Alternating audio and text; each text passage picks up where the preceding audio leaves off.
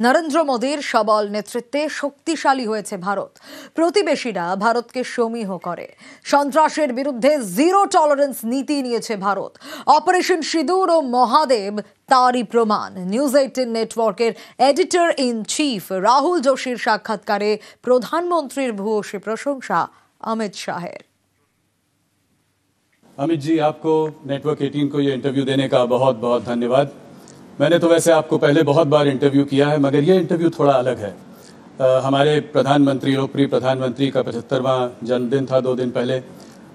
तो मुझे लगा कि प्रधानमंत्री को आपसे अच्छा और कौन जानता है। बहुत सारे लोग जानते हैं, ऐसा नहीं है, पर आप उनसे 4.5 दशक से जुड़े हुए हैं जी। तो मुझे लगा ये मौका अच्छा रहेगा कि थोड़ा मोदी की बात शाह के साथ। जी। मेरा पहला सवाल स्वाभाविक सा सवाल है, आप सबसे पहले मोदी जी से कब मिले? क्या चीज थी वो जिसने आपको उनकी ओर आकर्षित किया? देखिए, मिलना तो मेरा एक संघ की बैठक में ही हुआ था। संघ के एक वरिष्ठ पदाधिकारी का अहमदाबाद के कॉलेजियन स्वयंसेवकों के साथ संवाद था। इसकी तैयारी के लिए मोदी जी, मैं जहां रहता था वहां नारनपुर आए थे। 10-15 युवा स्वयंसेवकों के साथ वो कार्यक्रम में क्यों जाना चाहिए और संघ के काम के उद्देश्यों के बारे में बताते थे।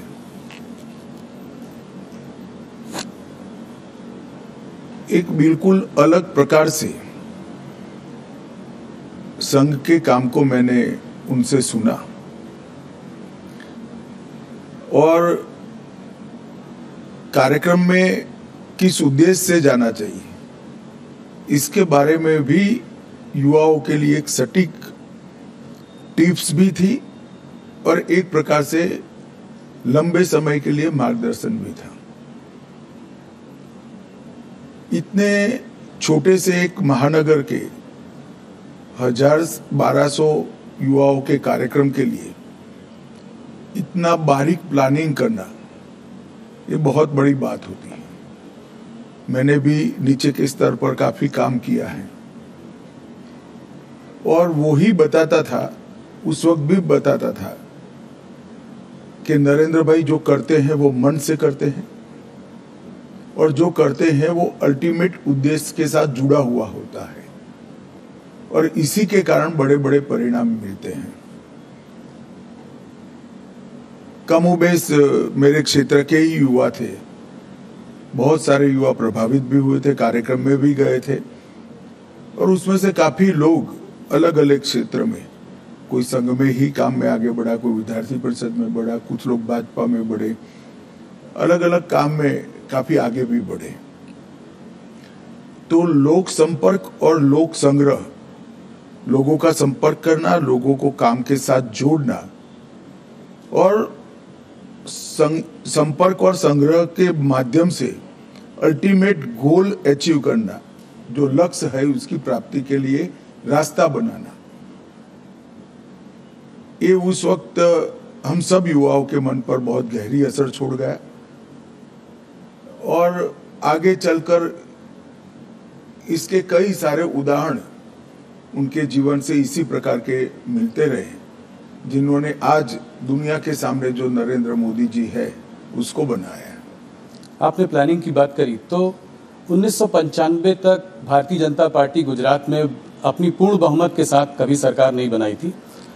उसके बाद लगातार आप लोग 7 चुनाव जीतते रहे। इसमें मोदी जी का क्या रोल रहा?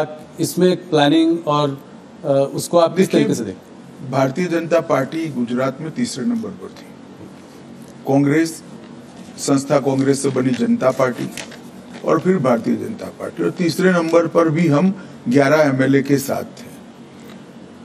तो एक प्रकार से गुजरात में पूर्ण रूप से इतनी मजबूत सरकार बनना और इतने साल तक चलना, ये कल्पना करना भी बड़ा दुष्कर काम था। गुजरात में जब 2-3 साल लगातार अकाल पड़ा, तब पहली बार शहर के छोटे छोटे कार्यकर्ताओं को उन्होंने नेता बनाकर गांवों में न्याय यात्रा लेकर घुमाया अकाल के लिए जहां राहत काम होते थे, जहां भ्रष्टाचार होता था, कांग्रेस की सरकार थी उस वक्त। उसको उजागर करना, न्याय यात्रा लेकर जाना, हर स्वयंसेवक, हर कार्यकर्ता लोगों के घरों से सुखड़ी, पुराने जूते, चना, ऐसी सूखी चीजें लेकर जाते थे।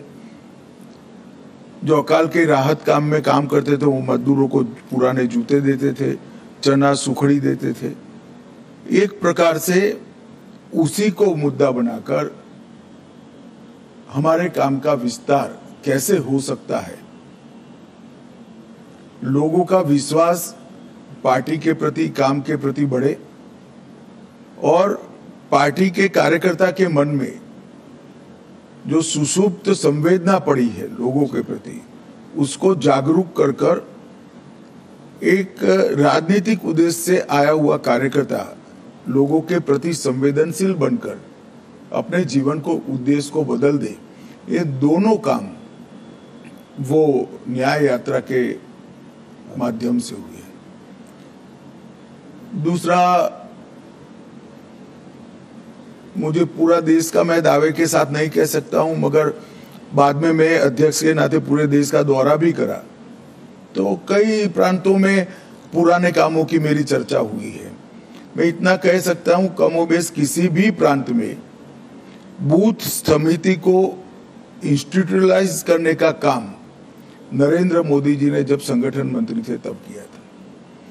पहली बार भाजपा की सदस्यता को बूथ के हिसाब से रजिस्टर में, उस वक्त कंप्यूटर वगैरह नहीं होते थे, हाथ पेन से रजिस्टर बनाए जाते थे, उसको सूचीबद्ध करना, इसकी सदस्यता का जो शुल्क आता है इसका हिसाब रखना और फिर उसका सत्यापन, ऑडिट भी करना, ये व्यवस्था बनाई गई। और मुझे बरोबर याद है, मैं उस वक्त उनके साथ ही दौरे करता था, मेरा हिसाब किताब का काम था और ऑडिट का काम था। लगभग गुजरात के 80% जिलों में बूथ समितियां, मंडल समितियां, जिला समितियां, इसका रिकॉर्ड बनना शुरू हुआ और वहीं से एक स्ट्रक्चर्ड ऑर्गेनाइजेशन के बेस की शुरुआत हुई।